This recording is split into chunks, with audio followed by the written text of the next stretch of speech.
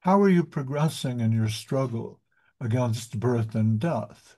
And this is sort of the subject matter for sadhus. Um, and so I remember Bhakti Madhava Puri Maharaj as a sincere, inquiring truth seeker who connected with Srila Sri Maharaj back in the 1980s, around the time we were putting together Subjective Evolution of Consciousness. And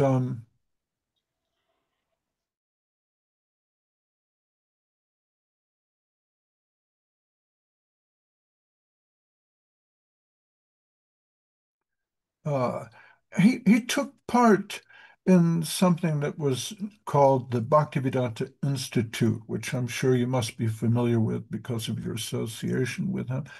But back in the 1970s, um, we were publishing, the Bhaktivedanta Book Trust was publishing the fifth canto of the Bhagavatam. And this led to a lot of polemic discussion between the disciples of Srila Prabhupada at the time. And there were other things on the table as well. For example, a book that was published called Life Comes from Life. And in that book, it was argued that uh, there's no way that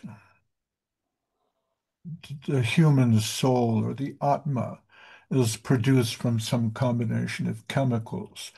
Uh, Obviously, spiritual material must proceed from spiritual material. That was the basic argument of that book that was published by the BBT.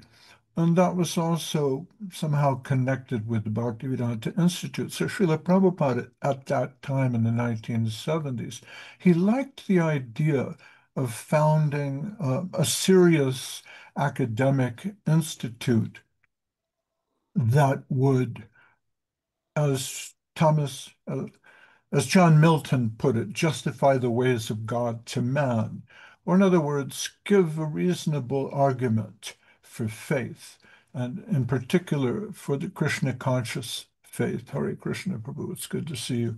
It's good to see Adwai. This is Adwai Krishna Prabhu and Pranashish Prabhu, who you know. Uh, and who knew Madhava Puri perhaps much better than I did. But my association with him was on the basis of we were producing another book called Subjective Evolution of Consciousness in the 1980s. This is a few years later. But the Bhaktivedanta Institute then went on to publish a number of different titles, one of which dealt with uh, quantum physics. That I believe that was published by Sariputta Das, who was Richard Thompson. Uh, and of course, there was Swarup Damodar Prabhu, who later became Bhakti Swarup Damodar Maharaj. But at some point in time, uh, there may have been some differences between uh, different lines of thought uh, among the disciples of Srila Prabhupada, those who wish to absolutely construe that the cosmology spoken of in the Bhagavatam is 100% true fact, and it should be taken as it is. And others who took shelter of my Guru Dev, His Divine Grace Bhakti Rakshak Sridhar Dev Goswami Maharaj, uh, who did his best to put the teachings of the Bhagavatam in the correct light. And instead of taking an absolutely literal view of the fifth canto of Bhagavatam, gave us some light in terms of the following. He interpreted uh, the teachings of Shukadev Goswami there in the light of Sanatana Goswami Maharaj's teachings in the Brihad Bhagavatamrita. Just a moment. Oh, this is this is the subjective evolution of consciousness here. I had it on my head. It looked a little strange. Anyway, oh, yeah, so the idea that life comes from life or Atma comes from Atma, it's a very provocative idea and has been scientifically advanced by different thinkers. I'm under pressure. It's hard for me to remember all the different, books that have been written following that. But the idea is that um, the very ground of existence, to put it that way, is Atma. That means that there's the absolute world and the relative world. And in fact, there may be many relative worlds and many relative planes of consciousness. And so when these relative planes of consciousness are addressed in the Bhagavatam as different planetary systems, it doesn't necessarily mean that they're physically and geographically stacked like plates, on a table. And when it says that this planetary system is above that planetary system, um, the word above, it's kind of relative. What's the difference between over and above? In English, people ask, I'm a teacher, they ask me that. What's the difference between over? The cup is over the table, the cup is above the table, the cup is on the table. So these are uh, prepositions of place, which have a relative setting, above and below. The lower planetary systems are below. But in the second canto of the Bhagavatam, we're told to see the universe as concentric spheres, and beyond this sphere is another sphere and another one. So we use the word beyond. Um, if you consider, the Copernican uh, revolution and the heliocentric universe, um, it's hard to configure a cosmology that is sort of straight up and down. And we don't really do that anymore. Uh, Srila Sridhar in Subjective Evolution, when he's discussing the idea of Rahu, he says, well, this is geographically impossible, and that's to be noted. He's telling you this is geographically impossible. So how is that to be interpreted? And he told us of how well he spoke with Srila Bhaktisiddhanta Saraswati Thakur. And he said, well, can't we consider Rahu as a kind of shadow consciousness? And this is kind of a metaphoric idea. The idea of light coming into the universe, the idea of the soul entering into the physical universe, as it's described in the Brahma Samhita, passing through some sort of shadow consciousness. Should we represent Rahu like that? And it appears from what I can glean from the discussions of Srila Sridhar Maharaj and Srila Bhaktisiddhanta Saraswati Thakur that Saraswati Thakur was a bit non-committal on that point. Uh, he neither endorsed nor took issue with what Srila Sridhar Maharaj had posited there. Um, then again, there's an interesting point of departure between Srila Bhaktisiddhanta Saraswati Thakur and Bhaktivinoda Thakur. Bhaktivinoda Thakur, he liked the Punjika of a man named Bachi. It was an old style astrological configuration of, Hindu cosmogony. And Srila Bhaktisiddhanta favored a newer interpretation. but when he discovered that Bhaktivinoda Thakur liked the older version, he followed that, thinking, I have to respect what my guru says, you know.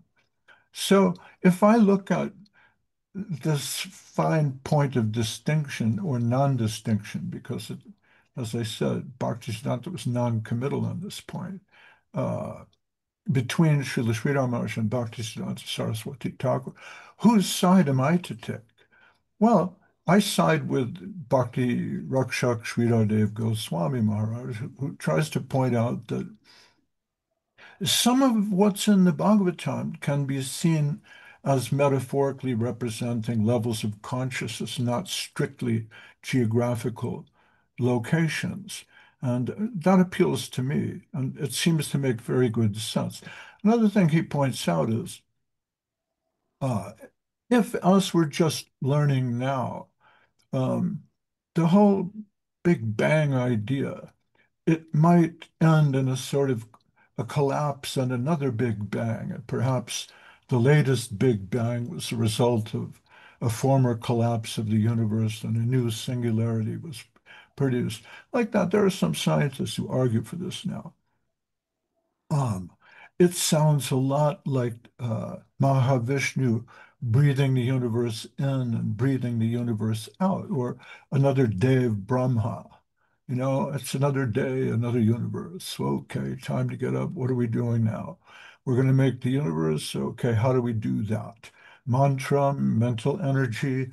Maybe in one day of Brahma, he gets up and he makes it, a little bit more out of mental substance, and another day it's more towards the mantra side.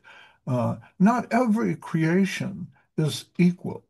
And in, Hindu mythology or the Bhagavatam or, the universe as it's posited by the ancient Vedic sages, uh, it may be that in one creation there's a slightly distinct formation of the Brahmanda, the universal egg, than in another creation. So that what's given at one point in the Bhagavatam by Shukadev Goswami and what's given in another section in the Bhagavatam by Brahma to Narada, um, we can say, well, perhaps these are references to different creations so that we're not under any kind of onus to justify absolutely um, what appears to be a geographical impossibility.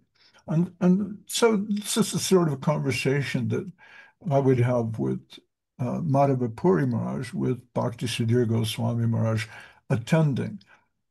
They would be going back and forth trying to understand, well, what is the position of Rahu here? How are we to envision a subjective universe? What does that really mean?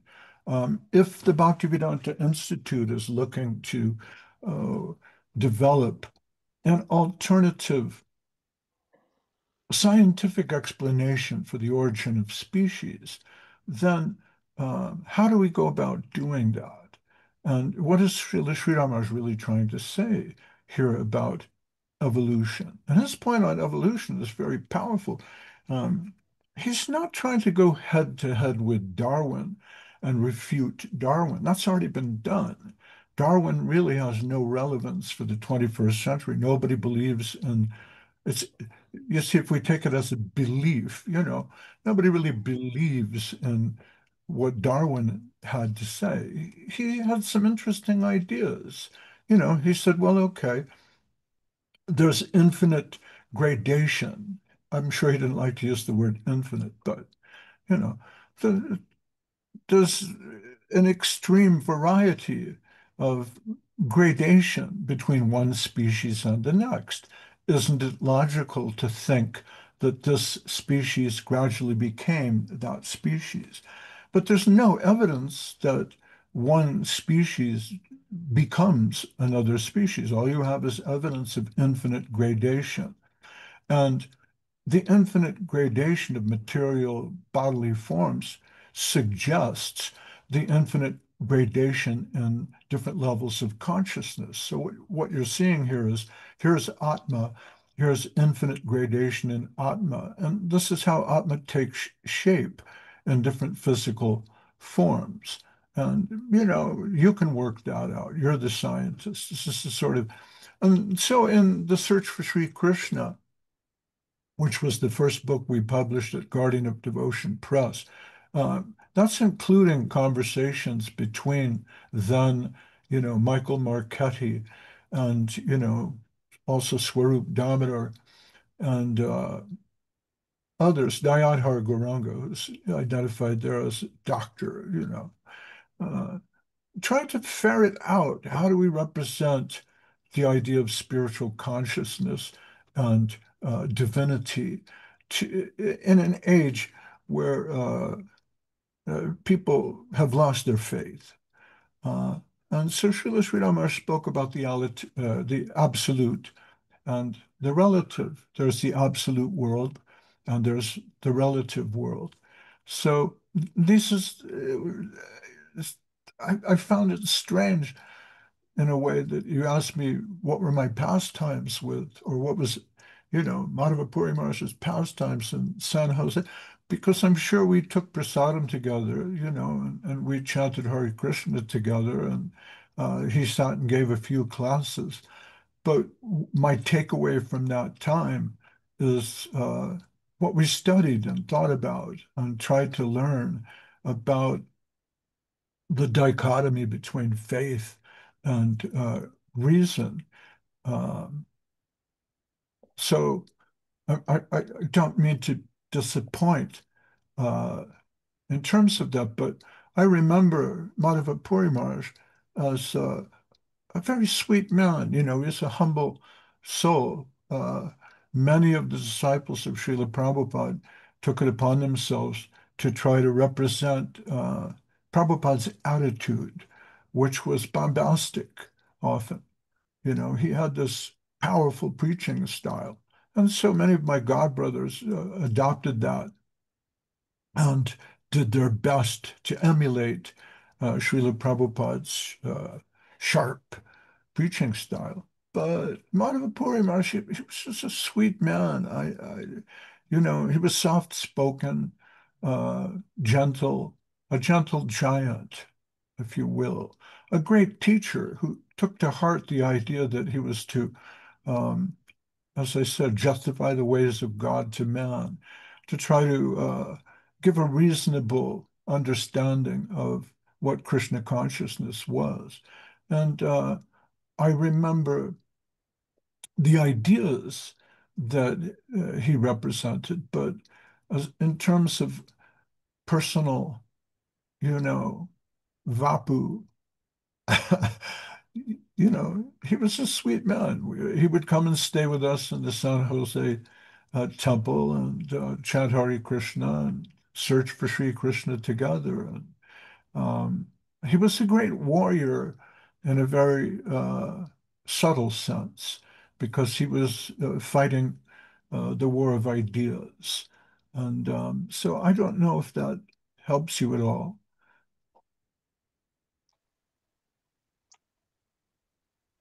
Please accept my humble Dandavat, Mahayogi Maharaj. Um, Very first. I think what you have recounted is Sripad Puri Maharaj himself would be more happy to be remembered for the conception that he was trying to represent and work out for the service of Guru Garanga, rather than some external bodily relation. So thank you very much for um, doing that. Um, I was wondering if so. A week ago, Maharaj passed away formally yesterday. It Ah, was withdrawn yesterday. Yesterday, right. right at the cusp of Ekadasi, which was the third, and yesterday, so legally, he was declared um, passed at 12:02 a.m. on October 4th. Although my mother, Tulsi Maharani Devi Dasi, and I were present with him during his last breath, which was 11:02 p.m. on October 3rd, which was Ekadasi. The fourth is, of course, the disappearance day of Srila Raghunath Das Goswami, Srila Raghunath Bhatta Goswami, and Krishna Das Kaviraj. So this was his disappearance pastime yesterday. But a week ago, 1 week ago, while he was still obviously very sick, I've been trying to reach out to different devotees that have engaged with Maharaj in the past and engage with them in various ways, trying to kind of at least bring up, if not try to fulfill some of Maharaj's interactions with them. So that included some of other devotees engaged in Bhaktivedanta Institute preaching, and especially those working with the TOBP right now.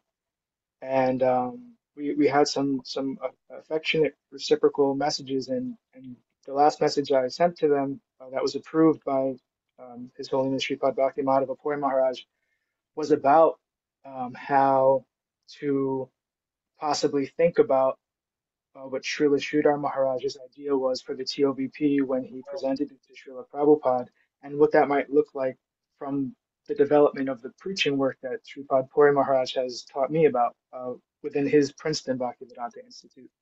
So I was wondering if you would allow me, in the mode of humble service to the assembled Vaishnavas and in the mode of trying to seek approval or constructive criticism, if I can read the email that explains what Srila Sridhar Maharaj's conception for TOVP visual thing might look like. It doesn't use the name of any of the devotees we spoke with. It just kind of is a, like 5, 6, 7 paragraph thing where we Sure, try go to go ahead. into as much detail as possible. Go ahead. We'd love to hear that. Hare Krishna. So I have conveyed your sympathy and desire to help my Gurudev. He replied by first expressing his affection for you, and then he expressed the desire for more integrative efforts between your work and our work. Madhava Puri Maharaj's perspective on the complementarity of Bhagavad Vedanta and Hegelian philosophy/theology, and how this relates to the philosophy of science, as well as the present consciousness-centered paradigm shift in modern biology, especially in modern science, especially biology, can benefit your efforts. He also expressed that the teachings that he received from Srila B.R. Sridhar Maharaj, which include the relevance of Hegel, can be helpful in the TOVP/Science Museum. Puri Maharaj has dedicated his whole life to BI Seva, and his conception is very valuable, as I demonstrated in a recent peer-reviewed paper. If we can somehow move forward in a harmonious and non-sectarian way, then the inherent purpose of the Bhaktivedanta Institute as a distinguished instrument for the dissemination of Mahaprabhu's and Radha Krishna's glories will manifest in the most tasteful, deeply fulfilling, and widely influential way. The history of BI and TOVP is one that transcends institutional boundaries, revealing the intimate and loving relationship between Srila Bhaktisiddhanta Saraswati Thakur's two stalwart disciples, Srila A.C. Bhaktivedanta Swami Prabhupada and Srila Bhakti Rakshak Sridhar Dev Goswami Maharaj. The name Bhaktivedanta, by which the BI was named, was given to Prabhupada by Sridhar Maharaj, and Prabhupada considered Sridhar Maharaj his Siksha Guru who prepared him for the miraculous preaching mission that His Divine Grace was about to embark on. Reciprocally, Sridhar Maharaj revealed that Prabhupada was the Shakti Avesh avatar of Nityananda Prabhu, as he wholeheartedly recognized and appreciated the unique quality of Prabhupada to be the only one with the capacity to fulfill Bhaktisiddhanta's and Bhaktivinoda's desire of spreading Krishna consciousness throughout the entire world. Sridhar Maharaj saw this as non-different from the liberal distribution of Mahaprabhu's mercy by Nityananda. Further, the TOVP was a project that Sridhar Maharaj originally suggested to Prabhupada. He suggested that Prabhupada utilize the resources at his disposal to make a Vedic planetarium. Sridhar Maharaj's idea was to depict the evolution of consciousness that Gopakumar experienced in Sri Sanatana Goswami's Brihad Bhagavatamrita. One recording of this being explained is available here and another here, and I linked 2 videos.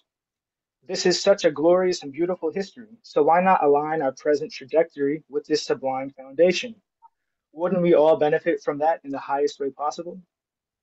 Puri Maharaj says that the 2 principles that Srila Prabhupada gave to the BI were 1, that life and matter come from life, and 2, depicting Bhagavat cosmology in a planetarium. The first principle means that the self is a conscious spiritual being distinct from the physical body. We attempt to make this distinction through philosophical and scientific studies, demonstrating that consciousness has a distinct and irreducible relevance in biological phenomena. As Krishna explains in Gita 2.13, Dehinosmin yata dehe, there's a difference between the conscious self and the body. Modern science has decided that the body, the physical, is the foundation of reality. But devotees know that consciousness is fundamental and that matter is derivative of consciousness. This is what matter comes from life points to. Then, even the universe itself has a conscious origin. Bhagavatam starts by establishing the conscious principle before anything else. Janmadasyata navyad itaratas charvesh avidyasara.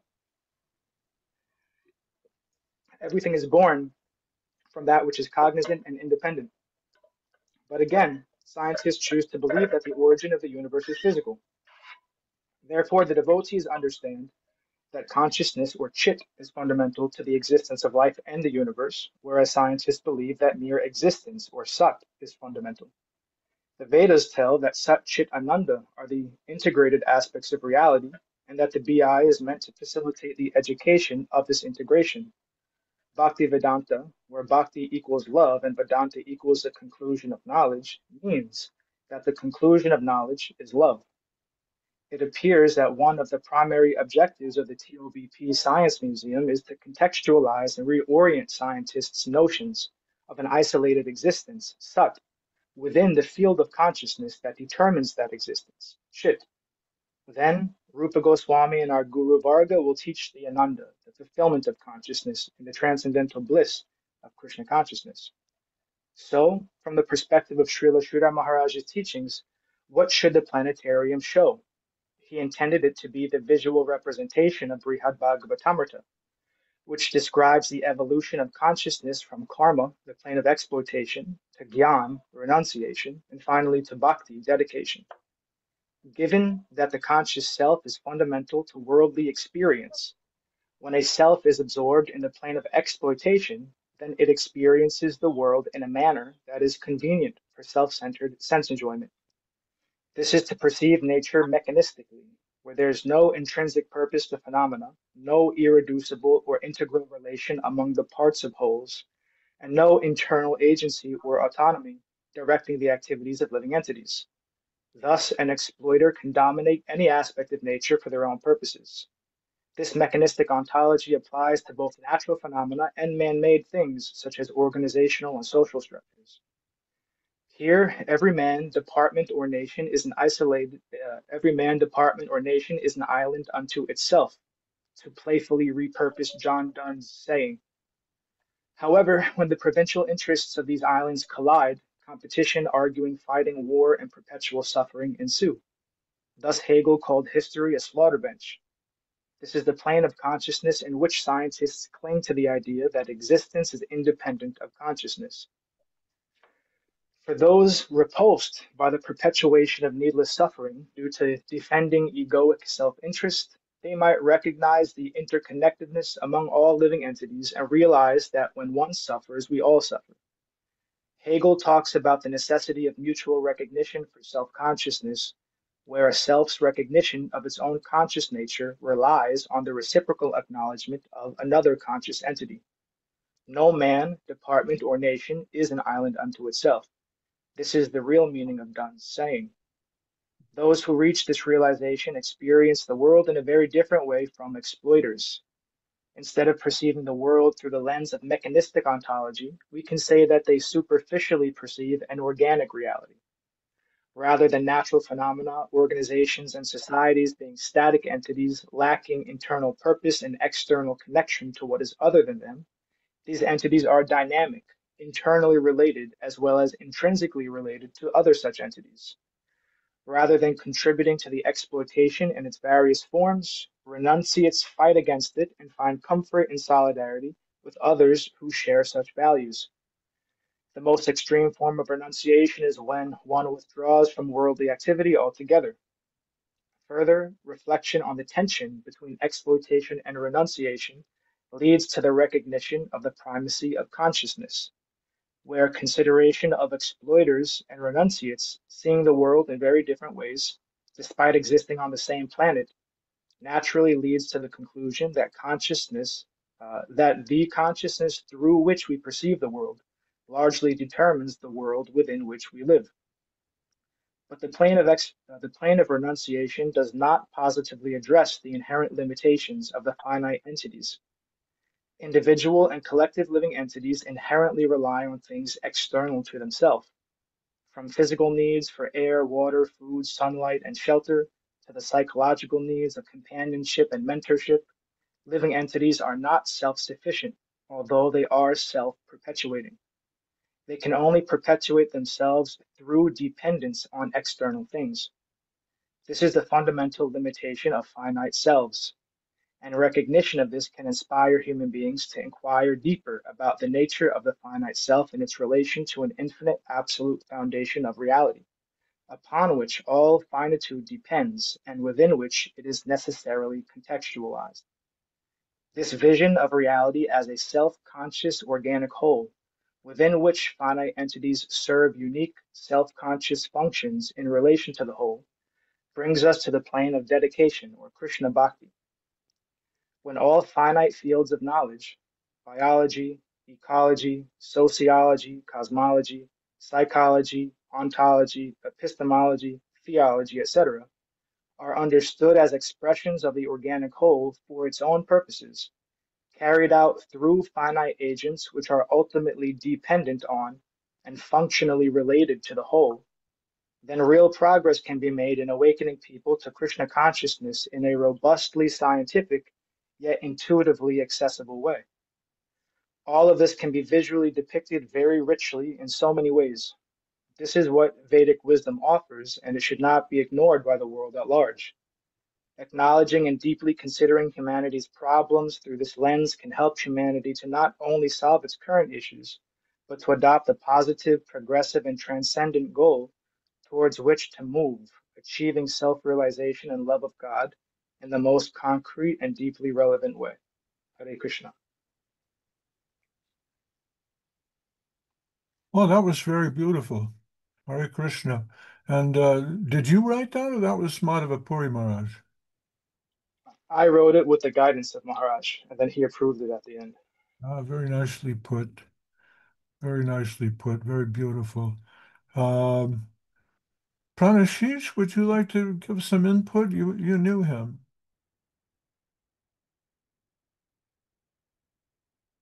There's no sound. Just unmute yourself. Can you unmute?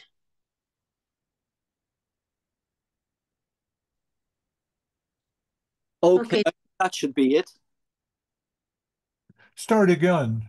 Yeah, can you hear me now? Yeah. Yeah, well, again, I was very lucky to have a lot of personal association with Puri Maharaj when he came to Ireland. Gopeshwar Prabhu brought him over for about 3 or 4 months. And so I would study with him every week. I had my day with him, just me and him. And we studied the Phenomenology of Spirit by Hegel. We went through the whole book. Wow. So it was very difficult for me because I'm no philosopher. I hadn't studied anything. I've never been to university. I've not done any of those things. And yet here was this wonderful, kind man who took upon himself to teach me Hegel, which it was only due to my own ignorance and lack of brain cells that I just couldn't get my head around at the end of the day. But I understood I understood Hegel's desire to prove the existence of a divine being, which he did. In that book, he did. At the end of the book, there was a wonderful map of the universe, and it was like a mind map. It opened out. It was a page, and you opened up, and it opened up into a big page, a big, huge mind map of the universe according to Hegel. And if you followed that, it was clear that there was a divine energy, a divine something behind it all. Looks like Keshava Prabhu has the mind map in front of him. He wants to show it I've to me. tried for about 10 years to find it. It's not available in any, I've not been able to come across it. It was in that particular book that Puri Maharaj got in 1980, whatever it was, and I've never come across it again. He's Jared, showing back it in his here. He's showing. say Prabhu again? is, no, Prabhu is showing that book, actually. Yeah, he's showing that book. Perhaps you could offer us a PDF of that somehow and send it to Pranashish. He knows about those things. Yeah, I Yeah, remember going to when we were making the book, Subjective Evolution of Consciousness. I went to the library at San Jose State University and found, a 12-volume set of the works of Hegel and tried to ferret out the truth about Hegel's view of the universe. But that's pretty deep stuff, man. It would take you years to go through. So hats off to Madhava Puri Maharaj for helping decipher that. And you must have been amazed to hear from him the inner secrets of Hegel's philosophy, of Pranashish. course. But I remember walking home every evening after our little talks, thinking, "That poor man thinks I understand this. That poor man thinks I have a clue. That poor man, yeah." And I remember thinking, "Oh, I'm just a simple Irish boy that never even finished normal school, let alone university." But he had such faith in me, and he said, "No, no, no. Whatever you can take from this, you will take from this. Don't worry. Don't give up. Keep at it. Keep at it." And yeah, we went through the whole book. And we're very fortunate to have had Srila Sridhar Maharaj and Puri Maharaj who could decipher that and then put it in a nutshell for us. Yes, Because, and you mentioned something else, Maharaj. You mentioned he was a teacher. yes, Like, and you're a teacher. Srila Guru Maharaj was a teacher. Prabhupada was, but all devotees aren't teachers. Teacher is a rare commodity. It's like 100 people play the guitar, but only 2 people can teach guitar. that's right. Anyways, one needs great patience. And I suppose Puri Maharaj was a good example of patience. He was very patient. Like, there's this expression, one doesn't suffer fools. Uh, like, Gladly. right? One doesn't suffer fools. So Srila Prabhupada, he was a bit like that. Sometimes he just did not.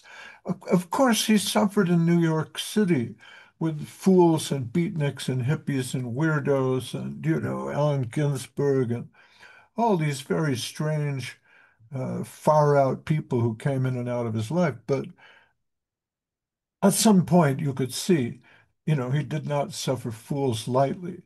And when I was a young man, I took that position. I thought it should be my duty to correct people and teach them how to be. But I read this French uh, essayist. He's not really a philosopher, Montaigne, and he has a nice essay called On Conversation.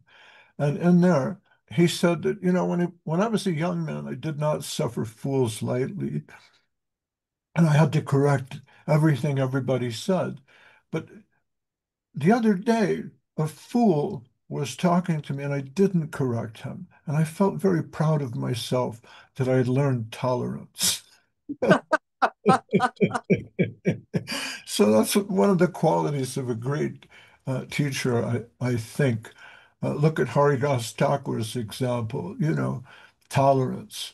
And it doesn't mean that we agree with what the fools are saying, but we have no appetite for trying to correct uh, what the fool is trying to tell us. So yes, I'm sure Madhava Puri Maharaj was a great teacher, and that shines through in what we just heard from Krishna Keshava Prabhu. I, if you don't mind, I actually wrote a little something very quickly on the fly that I'd like to read, if that's okay. Uh, so Srila Sridhar Maharaj used to like to quote from this English poet, Thomas Gray. And I really loved this quote because what it talks about is how there are sort of quiet souls, the quiet teachers who do not do everything in a performative way to get pop and heraldry and position and fame, but they quietly do their bit and then retire from the stage. So in every age, uh, great saints and sages come and go, but sometimes the world passes lightly over these quiet souls who walk among us, bearing light unseen. So Thomas Gray, he says, the boast of heraldry, the pomp of power, and all that beauty, all that wealth e'er gave, awaits alike the inevitable hour. The paths of glory lead but to the grave. So worldly power and fame are fleeting.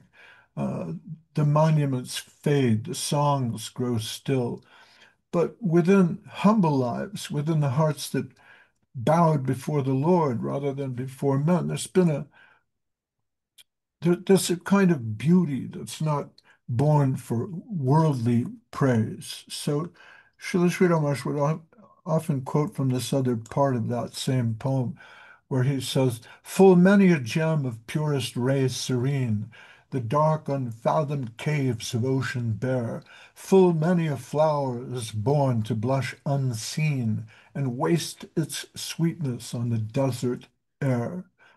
So there's desert sages, mountain sages, New Jersey sages that, like a ray of purest gem, like a gem, like a jewel of purest rays serene, never appear in public. You don't see them. You don't get to hear from them, like a hidden jewel in the depths of an ocean cave, or like a flower that blooms in a desert.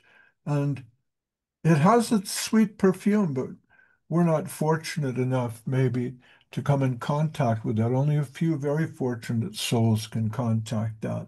So Madhava Puri Maharaja may not have had thousands and thousands of disciples and a big mission, but like that unseen gem, he shined his ray for those who could appreciate it. And so he lived in quiet service, far from the noise of ambition, but his sweetness was not wasted, although it was unseen by the world. It perfumed the hearts of those who heard even a single word of Krishna Katha, Hare Katha, the teachings of Srila Prabhupada and Sri Ramakrishna from his lotus lips. And yet, another thing that Srila Sri Ramakrishna used to like to say all the time, and he attributed this to Hegel, but we find it also in Bhaktivinoda Thakur. A Vaishnava does not vanish into earth and dust. Uh, he does not disappear entirely. He's left this world, but he's gone to the absolute world where perhaps he can join in the kirtan with Govinda Maharaj, Sridhar Maharaj, Bhaktivinoda Thakur, somewhere. Bhaktivinoda says he reasons ill who says that Vaishnavas die when thou art living still in sound. The Vaishnavas die to live, and living try to spread the holy name around. And then there's this other by Govinda Das. He says, Bhaja Huremana Sri Nandanandana Abhaya Charana Ravindare. That's a reference to the name of Bhaktivedanta Swami. And he says that life, it flickers like a drop of water on a lotus leaf. Durlabha manava janama satsange tarahe bhava sindhure. Like that. Kamala dala jala jivana talamala bhaja hum haripara niti re. That everything that we try to do here, it's temporal. It's part of the relative world. One's wealth, youthfulness, sons, family members. This life is trembling like a drop of water on a lotus petal, and in a moment it drops off. So we should strive for the eternal by Shravana Kirtana, Smarana, Vandana, Parasevana, Dasyare, Pujana, all the different processes of devotional service. We should strive for eternal life with Krishna. And there's this song that we sometimes sing with the passing of a great soul. And I don't like to be performative uh, and embarrass you with my musical lack of talent, but uh, it's nice to remember. And this is by Narottam Das Thakur.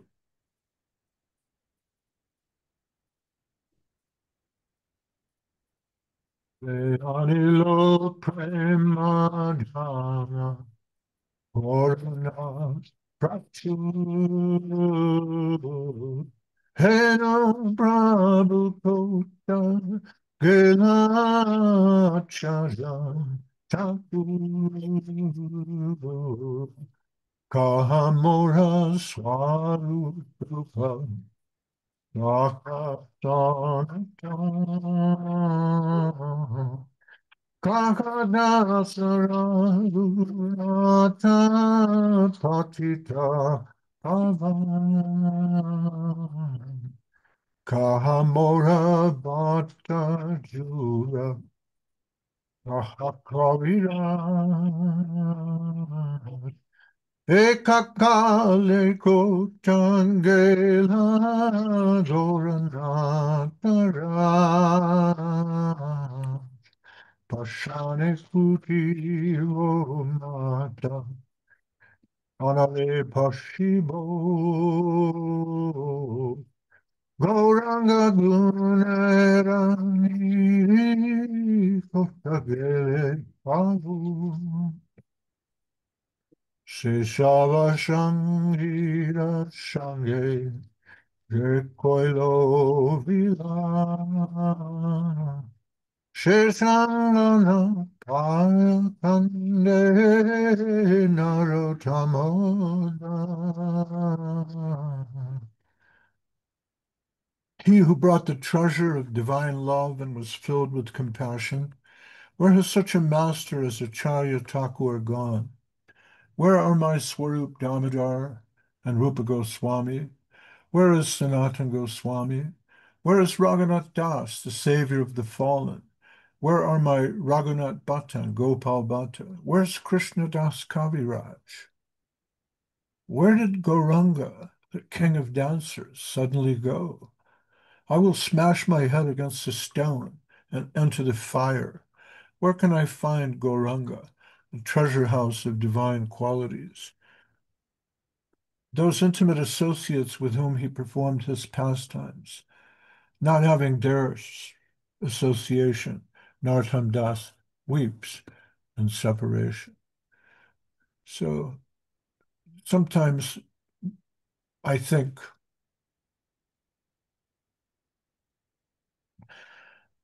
many of my friends are no longer here. And I begin to understand a little bit what Narottam was talking about. Where's Sri Rama? Yeah.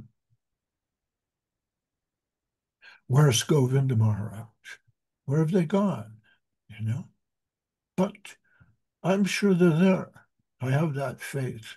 You know, we're sitting in the relative world talking about the absolute world. But they're in the absolute world. They're dancing and singing. Once upon a time, Krishnadas Babaji Maharaj went to the doctor, and the doctor put his stethoscope to his heart. And Kaviraj, Babaji Maharaj, he said, you know, what do you hear? And the doctor said, I hear the kartals and mridanga of Gauranga Mahaprabhu's kirtan.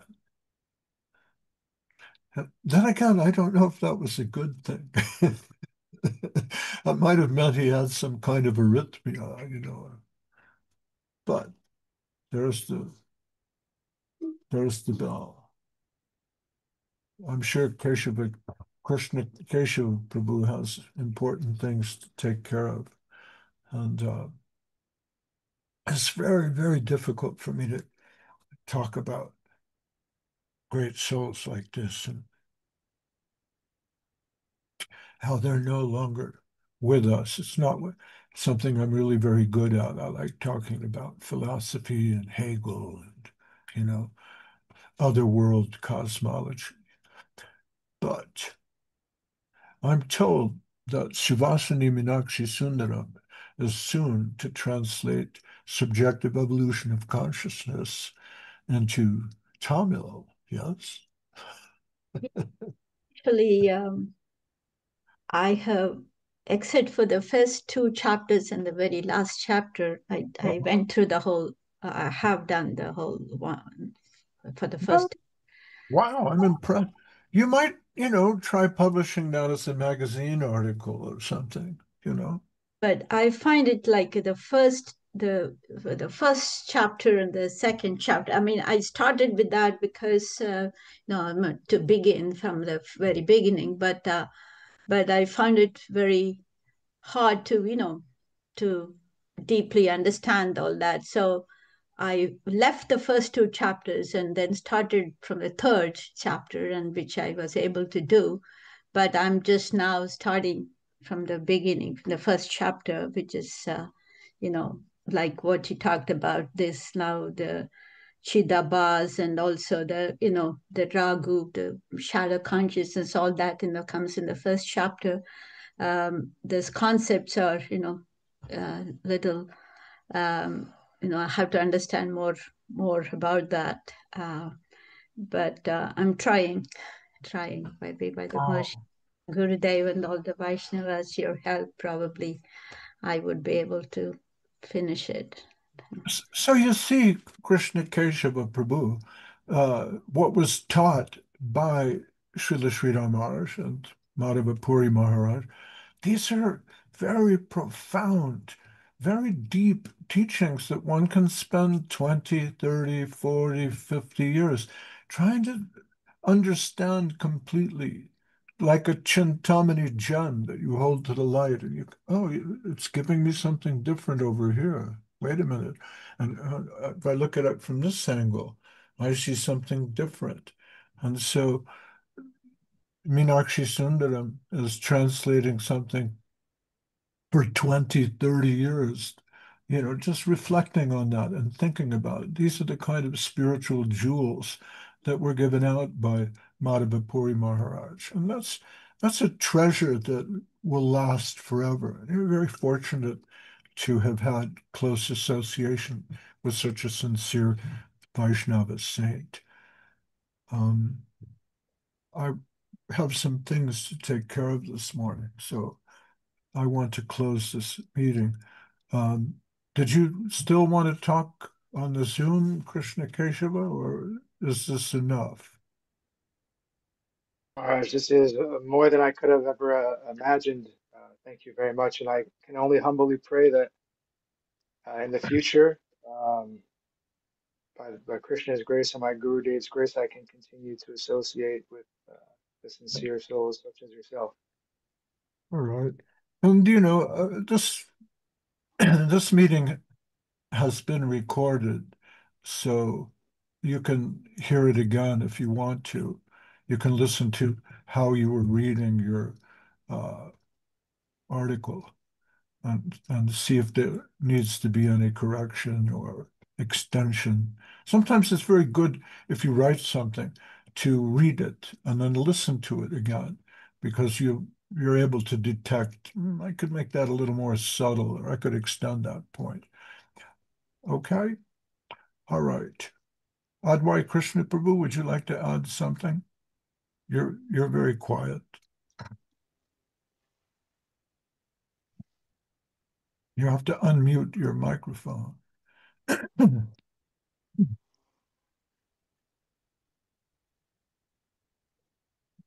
perhaps not. Yeah, well, I just a few. I didn't have the. I wasn't lucky enough to ever met Bhakti Madhava Puri Maharaj, and